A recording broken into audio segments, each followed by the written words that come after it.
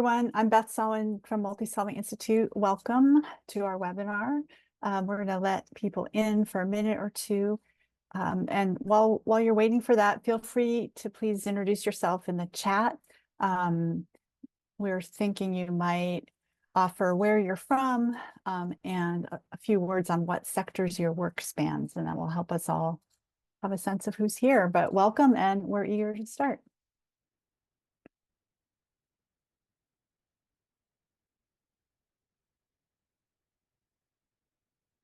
If you're just arriving, we're giving a minute more for people to enter the webinar. But please take a moment if you'd like and introduce yourself in the chat, whatever you want to share, but especially where you're from and what sectors your work might span. My name is Beth Sawin. I'm the director of Multisolving Institute. And I'm here with my colleague, Kelsey Bowens, who's the engagement manager for Multisolving Institute.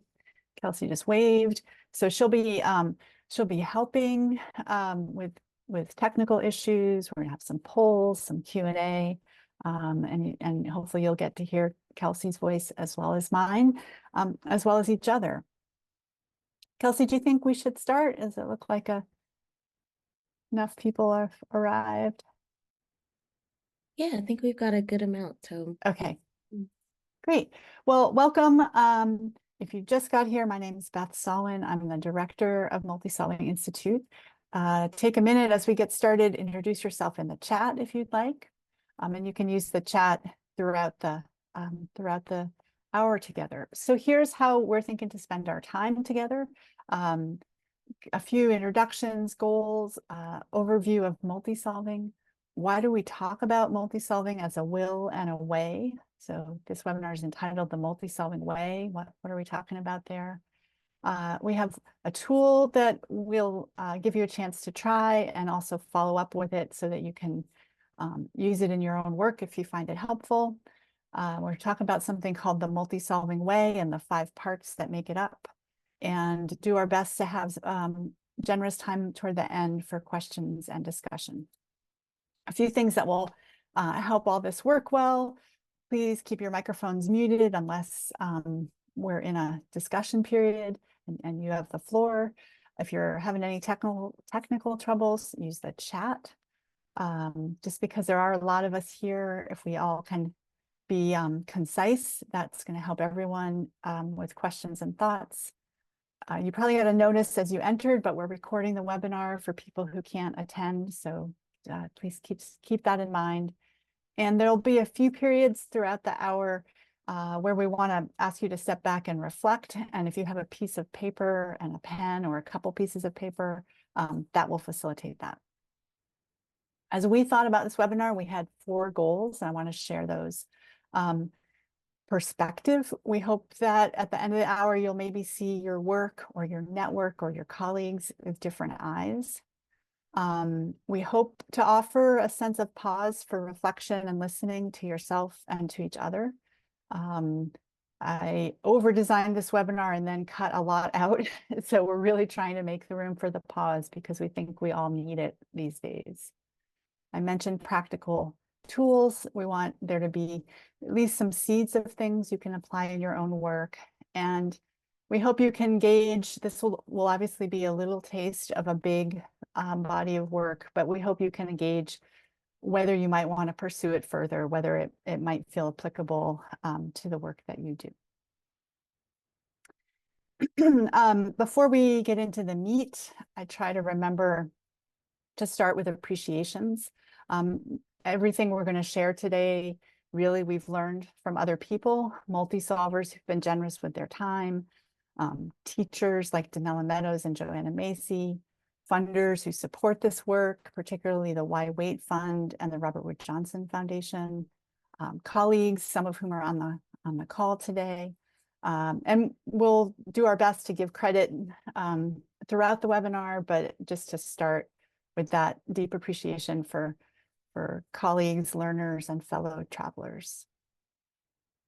We also are going to use the polling feature within Zoom throughout the webinar to have another way of kind of connecting with each other. And we're going to try that for the start here which I added just this morning. Actually, I woke up at least with my own sense of how much seems fragile and at risk in the world today. I was looking at temperatures in India and children in war zones and pollinators where I live in Vermont.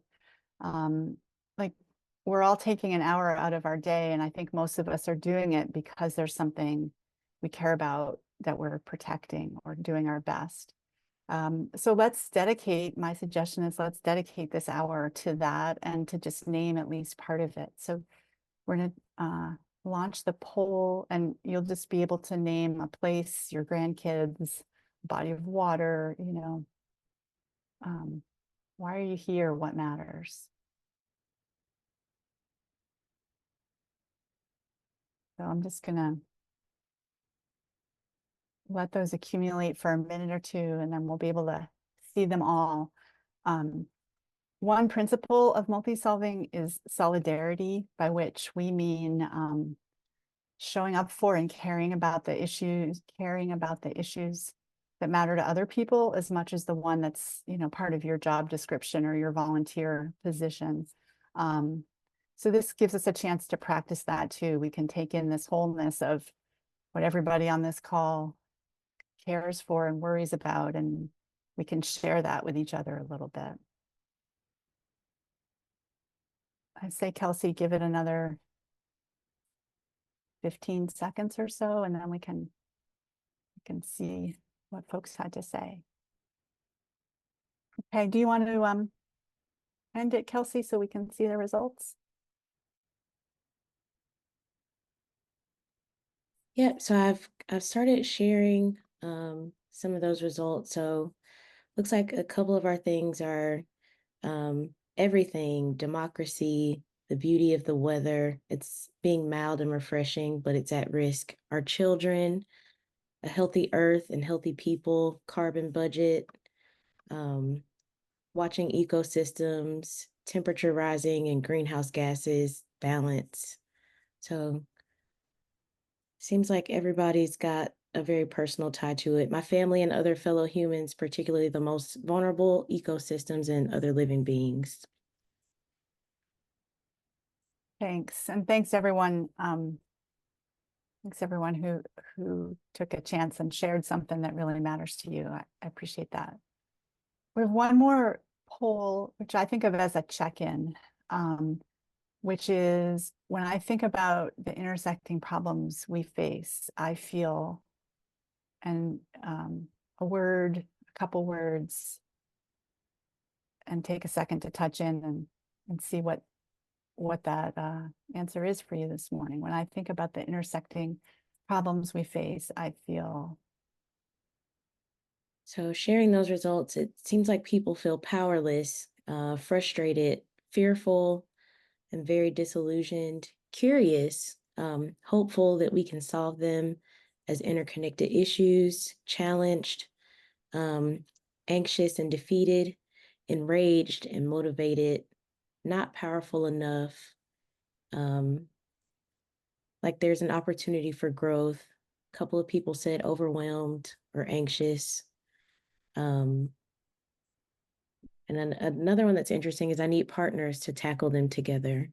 So Yeah, thank you, Kelsey.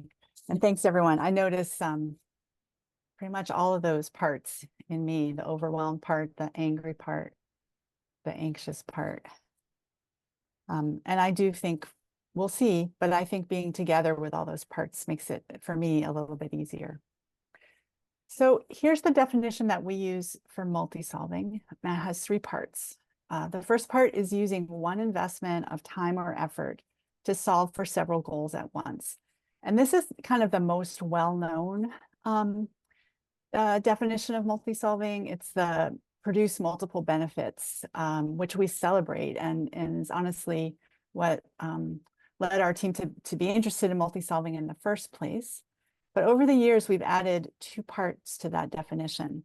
So doing that using one investment of time or effort in ways that also improve equity. And we'll talk a lot more in this hour about what we mean by that and why.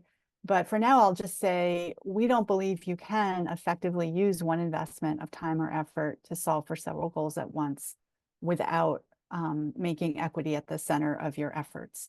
Multi-solving requires collaboration, collaboration requires trust, and it's not possible to do that while ignoring inequity, we believe. The third part is that multi-solving, we say, strengthens a web of relationships worldview. And more about what we mean by that also during the next hour. But for now, just to say that multi-solving works because of interconnection, and many of the problems we have to face and the things that are making us feel overwhelmed, anxious, enraged, are because we're enmeshed in societies that don't treat the world and each other as webs of relationships. So multi-solving, at its best, tries to address that by how people come together. Kelsey, I'm gonna say we'll skip that. We had this as a poll, and I think just to keep some momentum and save time for a conversation, if you have examples of multi-solving in your work, you could type them in the chat, and we'll each be able to see them. But I'm gonna keep moving to build on that definition and give three things that we think multi-solving offers. And this lines up with the definition we just shared, really. The first is the most obvious. It's the way you can use one amount of time or money and create multiple benefits. And that's fantastic. And something else that multi-solving does, because people are working together in collaborative networks, we say that multi-solving rewires systems, and networks are a source of adaptive capacity. And in a time when we're facing climate shocks and political instability and instability of ecosystems, people being connected to one another is a no regrets investment. It's a way to be ready for what we can't predict, but we have a sense is coming. And the third reason that multi-solving is worth it, we think, is because it gives a place to practice this web of relationship worldview, new patterns of relating to each other and to the wider world, and build what I think of as a kind of muscle memory for being a member of a whole web, of a whole system. So three things to keep in mind if you think about multi-solving in your work. Do you see these three features, or two of the three, or maybe just one of them? But when we look across lots of multi-solving, these are three things we think are pretty important. I mentioned at the outset, we want to give you all some moments for reflection. And one experiment in that is I'd love to share something with you, which is a poem about multi-solving. I've written a book on multi-solving, which will be released in the fall. And each chapter opens with a poem, because some things about multi-solving I think are hard to convey in straight lines, but sometimes poetry gets around that. So I'd offer to you to relax and be comfortable, turn off your camera if you want, and take this in, this short poem about multi-solving, and see what you do with it. And the name of the title of the poem is Ribbons. For the ribbon cutting, they chose high noon on a bright day, the sun flashing off the scissors in the mayor's hand. Grins for the cameras, tours on the hour, 1 o'clock for the rooftop gardens, lemonade at the playground. All that is missing is a brass band, you say, but you are laughing, and I am too. We see them all, the invisible ribbons, stretching back, stretching between. One is pale pink, leading forward from that day in the basement of City Hall when Al threw up his hands and knocked the tray of donuts on the floor. It was an accident, but also frustration. Then he told us about his little sister who almost died. It was an asthma attack. His voice broke and Vanessa's heart cracked open. We could all see it, a soft green ribbon. Vanessa's boss made that grant, a life-giving ribbon, like a vine or a blood vessel. Between you with your binders and protocols and me with my artist's messy hands, there is a ribbon, tight and strong, robin's egg blue. Between Yona, how many jobs can we guarantee, Williams, and that guy Steve, who came only once, but grabbed the purple marker and scribbled the answer we'd been missing onto a crumpled piece of flip chart paper, and Miss Marley from the neighborhood, who scared us all at first, but now brings us lemon squares on Tuesdays. There are ribbons. They are colorful, frayed, clean, crusty with donut icing, everything. Thick as rope, thin as sewing thread or baby's hair. The mayor can cut as many ribbons as he likes. I prefer braiding them, weaving until we have something so strong it will hold us all. So I wrote that poem, I think, in honor of the many multi-solvers and the many, many strands of connection I see them weaving. This photo, by the way, is from the Paris climate talks, where people were invited to write something they wished for on a ribbon and pin it up to a wall. So here's the first occasion for that piece of paper I had you reach for.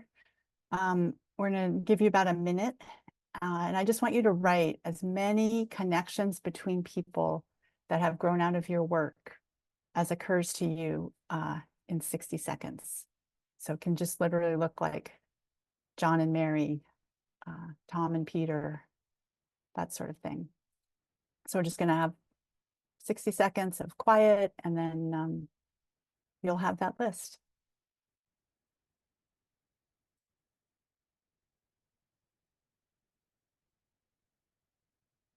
Okay, take 5 more seconds, finish out your list, and hang on to it because we're going to use it a little bit later in the hour.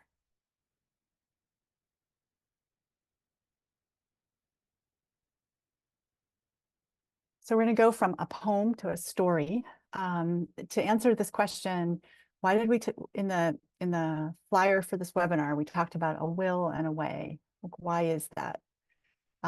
And the story dates back to around 2018 or so, when we had a funder who was interested in health and climate, and they asked us to do a global scan around the world for examples of multi-solving at the intersection of health and climate. And their thought was we would find cool examples, which we did. We found things like vegetative curtains in Japan and home weatherization in New Zealand and walk to school programs in the UK. And what they thought was we'd be able to say at the end of our research how to replicate those projects here in the United States. And we had to tell them at the end, we didn't think that was the right question. And that was because these projects were so different and they were so kind of exquisitely tuned to the places that they were and the needs and the people and the cultures. It didn't make sense that you could bring that to Arkansas or New York and have it work. But after doing this global scan, we also had this feeling of there's definitely something the same about all this in all that difference. And we started talking about what was the same as attitudes and approaches. And all these years later, we still believe that. And now we think of those attitudes and approaches that are in common as a way. And we think that's the scalable thing. If you're inspired by these projects, learn from their attitudes and approaches, and then do what's right in the place, what fits in the place that you find yourself. So that's the way part. What about the will part? Well, when we dive more into the elements of the way, I think you'll recognize if you practice any of them that you're swimming upstream a lot of the time in this society that we find ourselves in. Your funders may not understand the support it needs to work in this way. Your boss might not even see what you're doing when it comes to your annual performance review. And so another characteristic of multi-solvers I recognize is a certain stubbornness to stick to that way even when it's not the easy way. And so that's what we mean by a will.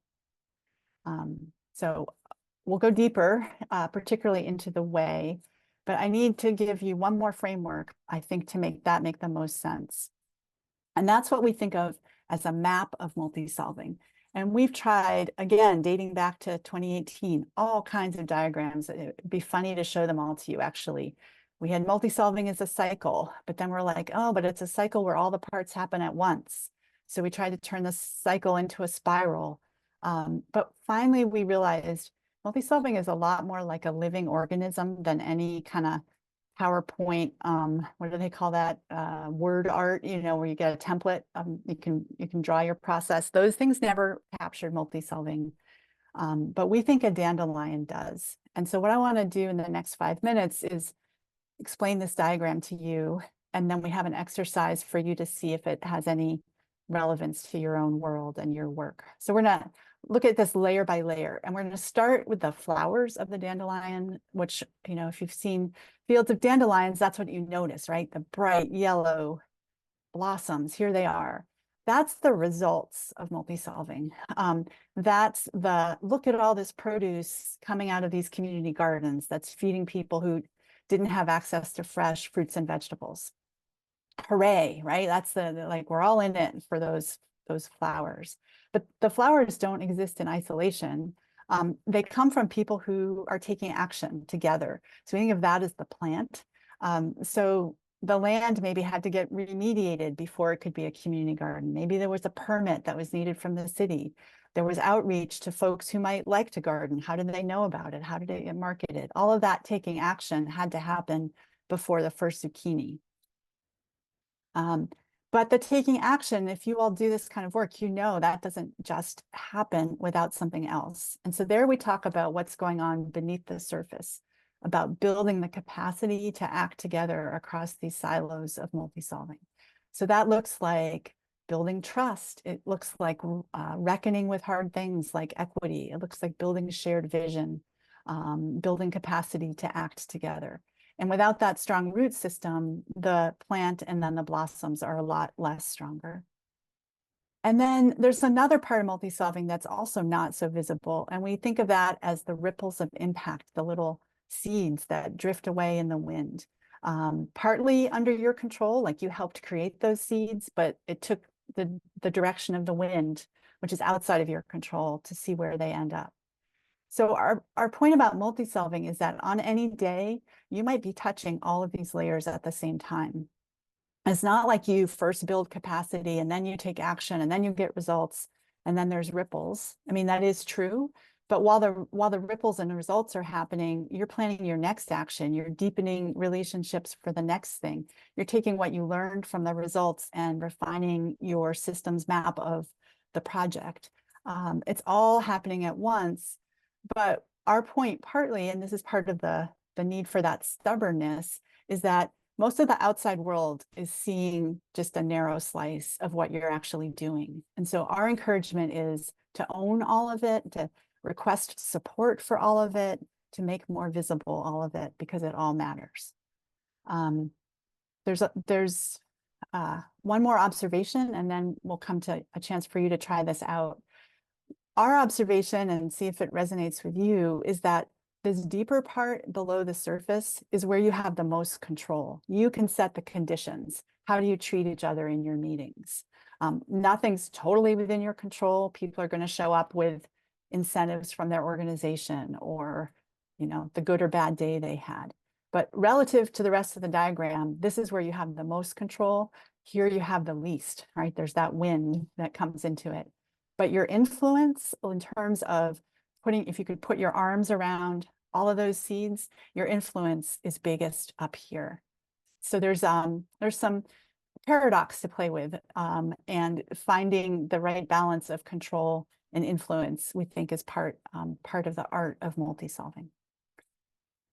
All right, so grab a piece of paper again and make 3 columns. The first column, you can draw the dandelion if you want, or you can just write ripples, results. I'll leave this slide up so you can refer to it, taking action, and so on. And then 2 columns, what you're doing. So what would a video camera see, right? Down here, maybe a meeting around a whiteboard. Up here, maybe doing a survey of interviews of people who've been touched by your work. That's the activity side. Over here, what are you noticing different in the world because of it? Down here, you might say, well, Nancy and Susan used to be on opposite sides of this issue, and now they're collaborating, right? That's a change kind of beneath the surface. Up here, it might be, well, that community garden actually launched a new community business selling food that is culturally significant in the neighborhood where we built those community gardens, right? So a new business somehow is a little seed that's at least partly connected to your project. So I'm going to check the time. I think we can take about 5 minutes, which I know is not much to do justice to this. But as I said, you can get started and we'll follow up with this diagram, and you can spend more time with it if it feels like it's helpful. I am going to invite, after those 5 minutes, a couple people with reflections on anything you noticed about the map of your activities onto this diagram. So have one eye on, is there something you might like to share with the group? So I'm going to keep my screen up so you can see the diagram. If you have any questions about the exercise, I'll take a look at the chat and try to help you there. And we're going to go till, let's see, 11:34, 33, something like that on my watch. Okay, so go ahead. All right, one more minute. So get your last thoughts down for now, and then we'll be able to hear from a couple folks.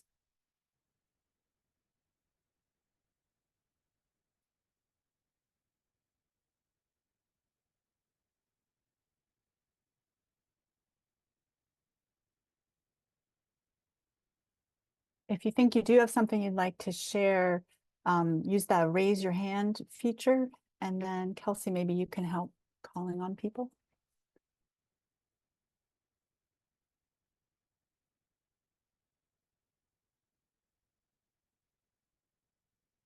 In terms of what I'm curious about the sharing, I'm curious if you noticed like one part of the diagram more filled out and one a little bit more empty, or one where you're like, I love this part, and one where it's like, I'm really stuck on this part. Just what did you notice going through the exercise? Is there anybody who'd be willing to share? Looks like Clemens. I'm sorry if I mispronounced your name.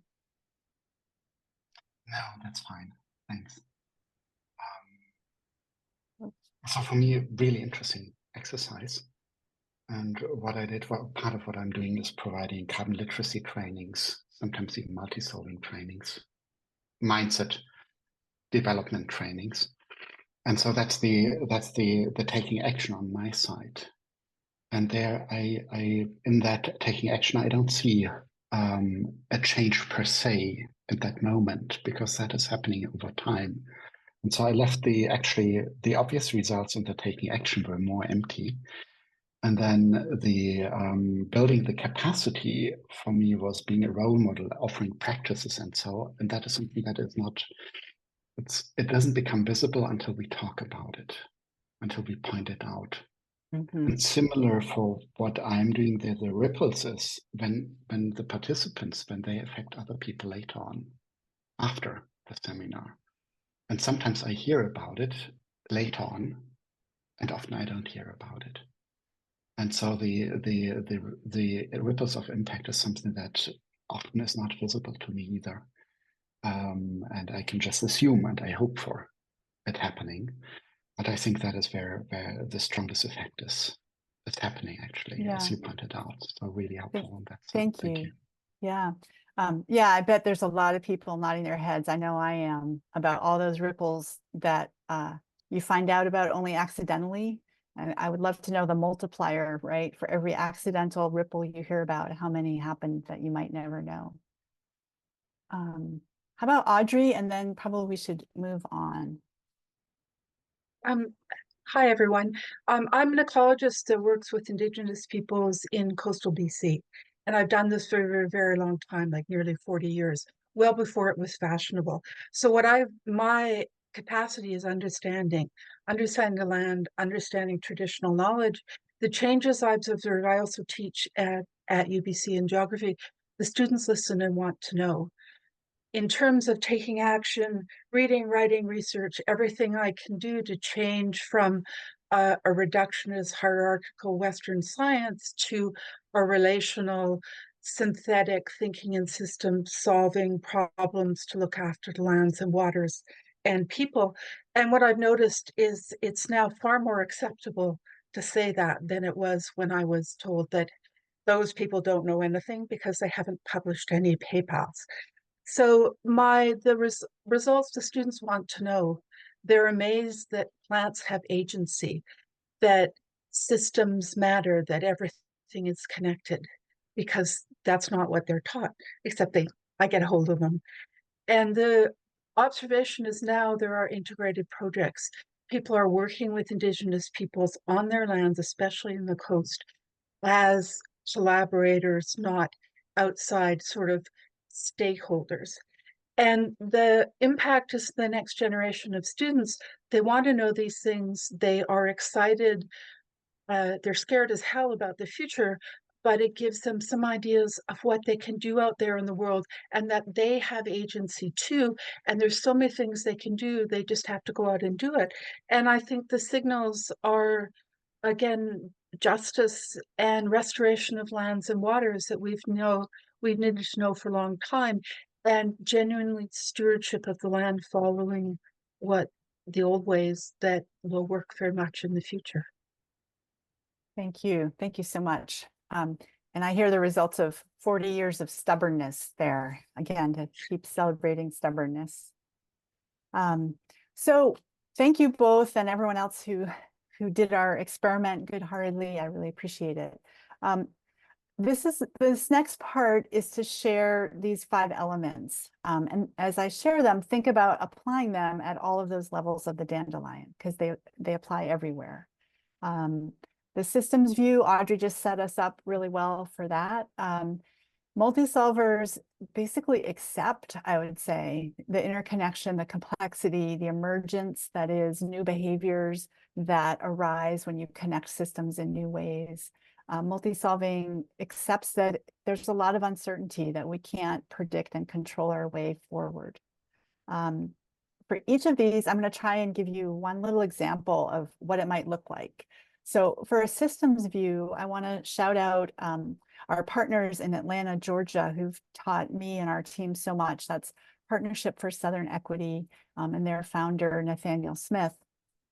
One project that a multi-solving group in Atlanta was working on was the interconnection between adding green infrastructure like parks and what might happen to property values, and how that could set off a wave of displacement.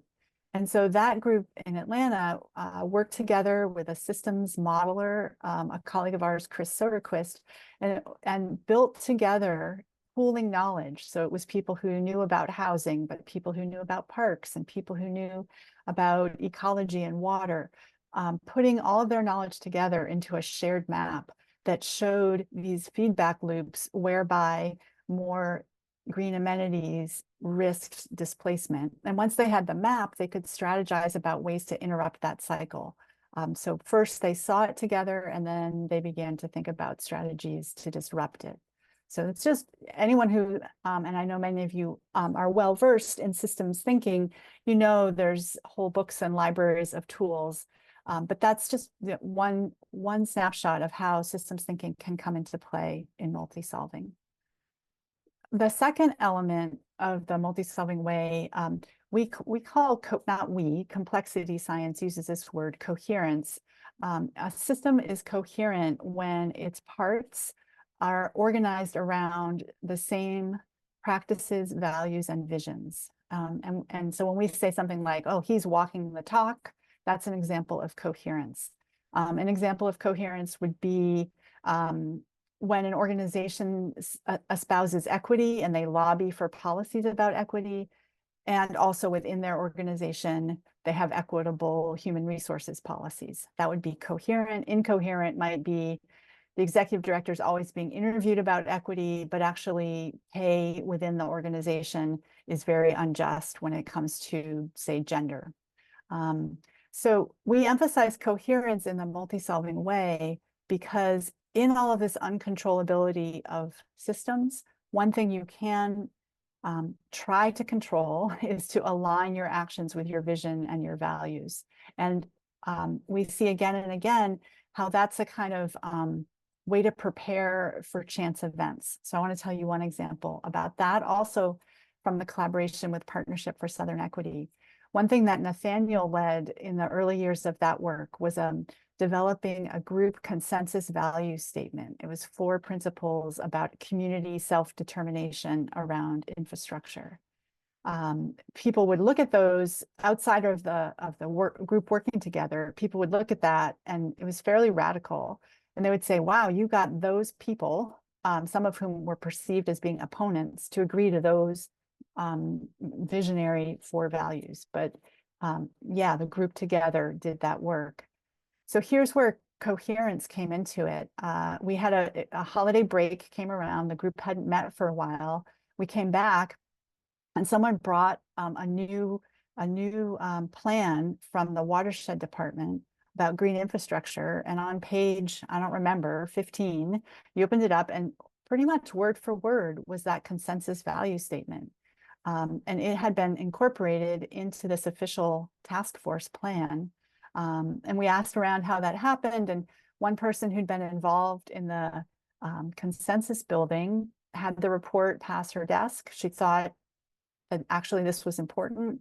She inserted it. It went forward through the process of review. It resonated with other folks, and it became part of the plan. So anyone who's worked, maybe for years to influence an ordinance or a task force plan, this felt almost like too easy. Of course, it wasn't easy. It took a lot of listening over a lot of time, but it was that kind of preparing for chance. So that's hopefully gives you a glimpse of why we think coherence is worth a spot in these 5 elements of multi-solving. The next one is connection. I think that's more obvious from what we've been talking about today. If you're going to aim to solve many problems at once, you need many expertises, you need alliances and collaboratives. And so here I'm going to not so much tell you a story, but let you tell the story to yourselves. So if you have within reach that first exercise after the poem, you wrote a list of connections from your work. I'm going to give you a minute, pull that out, and see what you notice about what types of boundaries and borders are being connected like each of those relationships, I would argue, represents crossing some kind of boundary. The last thing I'll say, and maybe Kelsey can put the link in the chat, is we wrote a whole article about boundary crossing last November in Stanford Social Innovation Review. That's how important we think this connection value is. And so that's a resource that you might find interesting. It has stories of multi-solvers crossing boundaries. But I'll be quiet so you can think for a minute, pull out your list. And I think we probably don't have time to share this round, but take like 30 seconds and see what you notice.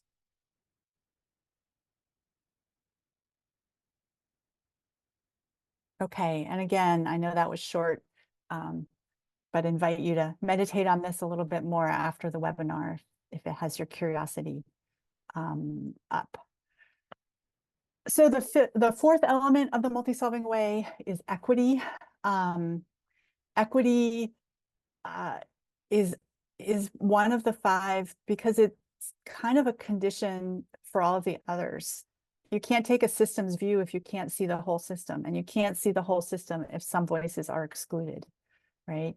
You can't be coherent and advise interconnection when it comes to ecology, and then avoid interconnection when it comes to people from historically excluded groups. You can't have trusting relationships if some people are disadvantaged by an inequitable society. You may find yourself in an inequitable society, but you need to do something active if connection is part of your strategy. And these things all can look very small as well as giant. Like an example of equity might be deciding to hold your meeting near a transit station, even though it's not the most convenient for everyone, because it allows people who don't have access to an automobile to attend your meetings. If you don't do that, you may not hear the perspective to influence your design or your strategy or your plan. So equity is little things, and of course it's huge policy change and everything in between.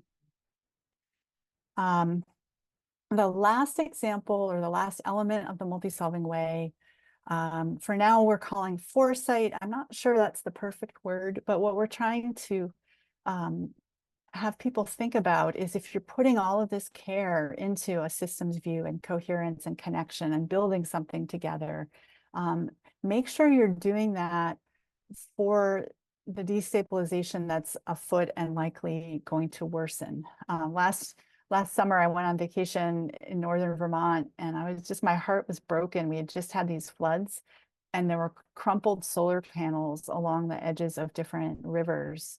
So like this investment in the future hadn't taken into account the volatility of the future, and it went to waste. So I don't want that to happen to anybody's multi-solving projects. So what does it mean to design as best we can with uncertainty, definitely afoot, to just always be asking, what's the world that this work is going to need to survive into?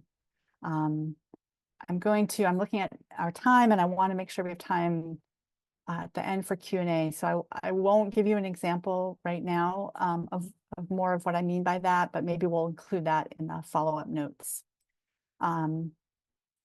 So I want to put together sort of the first half of the webinar and the second half.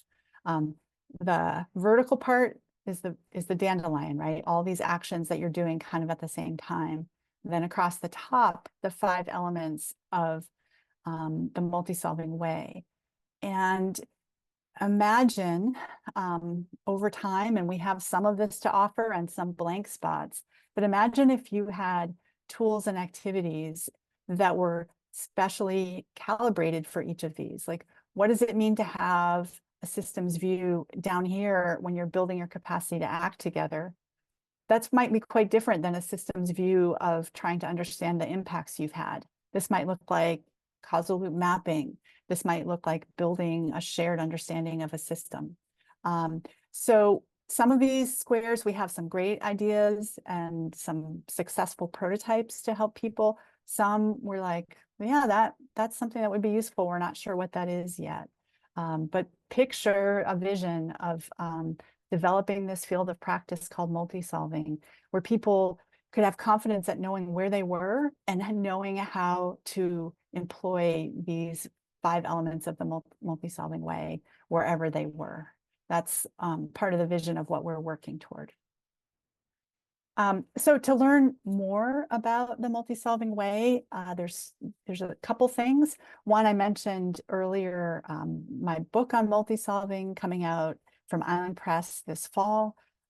So it took 90,000 words to try to explain what we've learned from multi-solvers about the multi-solving way. And we hope it will be useful and spur conversation.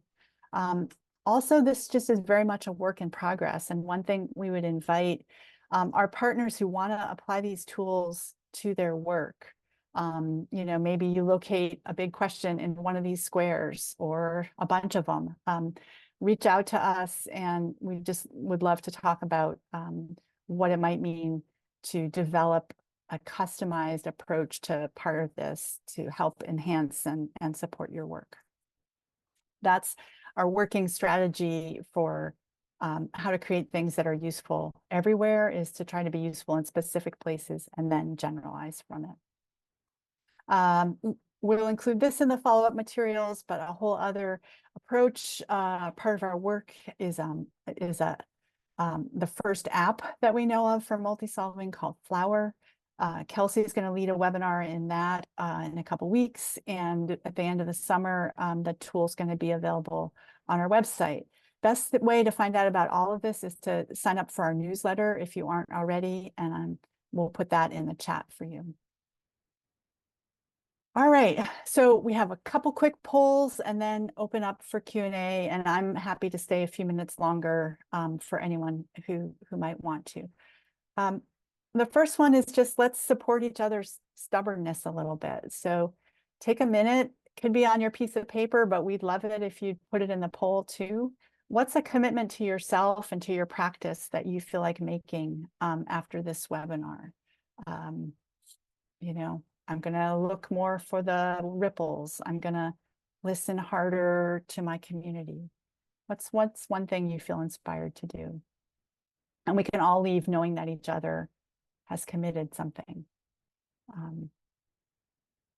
I can't answer the poll, so I'll make mine out loud, which is just, I think that one about listening harder, listening better to colleagues, to communities, to other multi-solvers.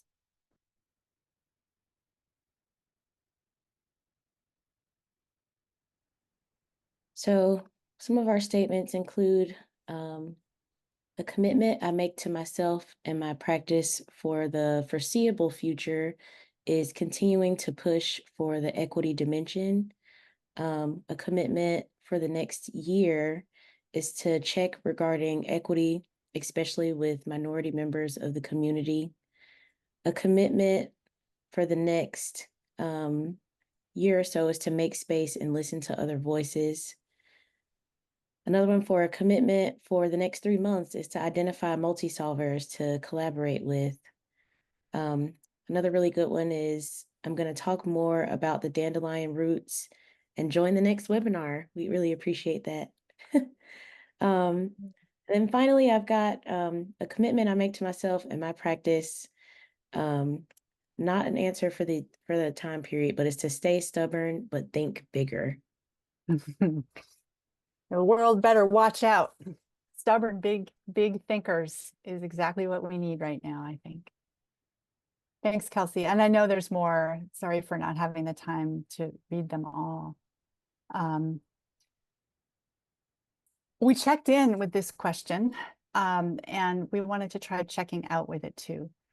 When I think about the intersecting problems we face, I feel, so same question that we started with.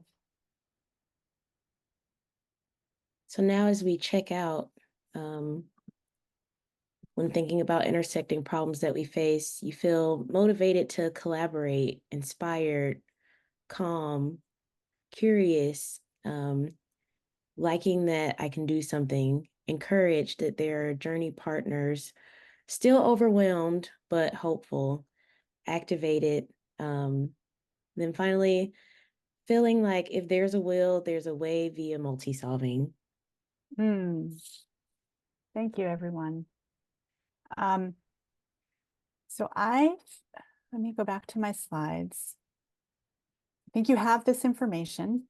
What I propose is a little bit of multitasking, which is we have a request for your feedback in one last poll, and we just leave that open. It asks anything you loved and anything you suggest we improve.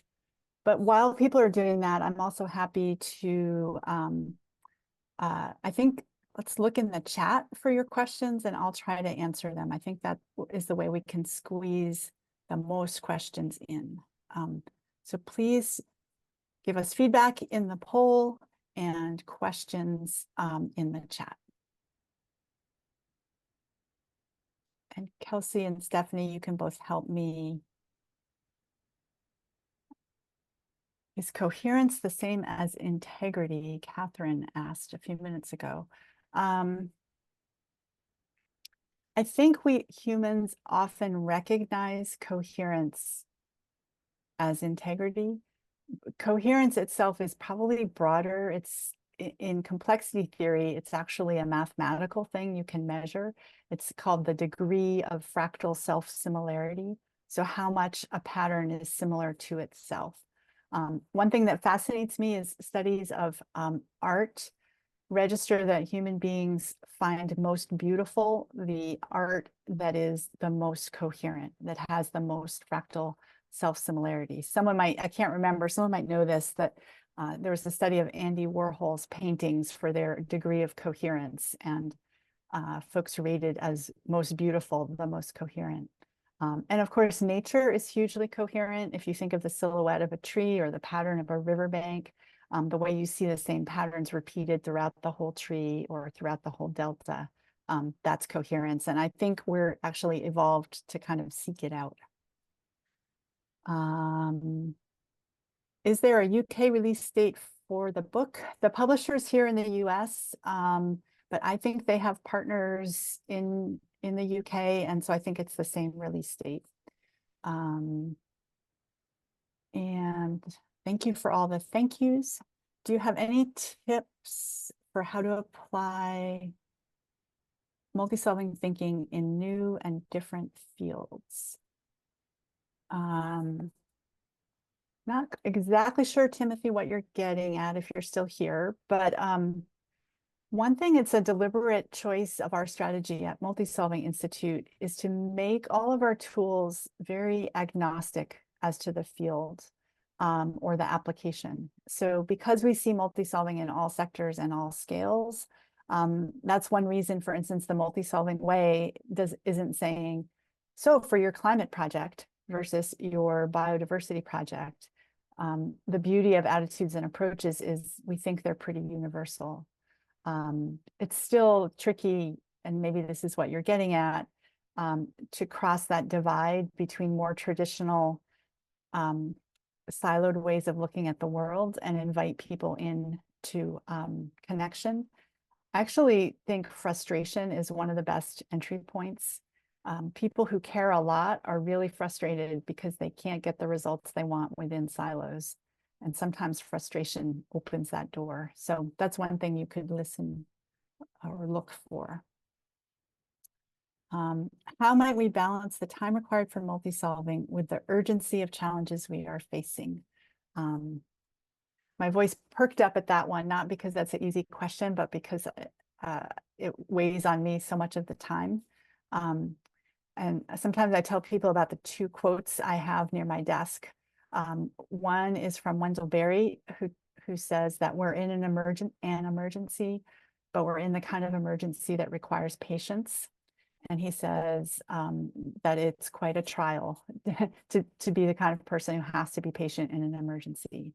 But I think Wendell says that's the only choice there is. The other quote is from Grace Lee Boggs, the community organizer from Detroit. And she said, in this exquisitely interconnected world, it's not a matter of critical mass, it's a matter of critical connection. So when I start to get that, that painful feeling of the tension between urgency and patience, I remember that critical connections more than critical mass. Okay, so we're at the top of the hour. I know that some people have to leave, so I'm just going to say thank you so much for your time and for your attention and creativity and stubbornness, and that we'll be following up with some materials. And also, I'm going to just stay and work through as many questions as I can. So let's see. And Kelsey, chime in if you think I'm missing questions. I'm just seeing some of them, I think. From Clemens, does it make sense to discern equity into of equal worth, dignity, respect, versus of equal value regarding a certain task or problem regarding multi-solving? Clemens, that feels probably like a longer conversation. For me, I would just say, although there's many, many definitions of equity and they each bring kind of a different perspective, the words in my head often with equity come from my mentor, Danella Meadows, who says, you are unique and precious, and so is everyone else. And whenever I lose my way when it comes to multi-solving, it's to remember the people nearest to me that I love the most dearly are unique and precious. And so are children on the other side of the world I'll never meet. And that kind of brings me back to reality when I remember that. Thank you from Australia. Thank you for coming from Australia. I don't know what time it is there, but that seems like a thank you for that. More thanks. Thanks for all of the thanks. And I'm scanning for questions. I think you've got all of them. Okay. Wonderful. Well, thanks everyone. And we look forward to more and to being in touch. And have a great rest of your day, whatever time zone you're in.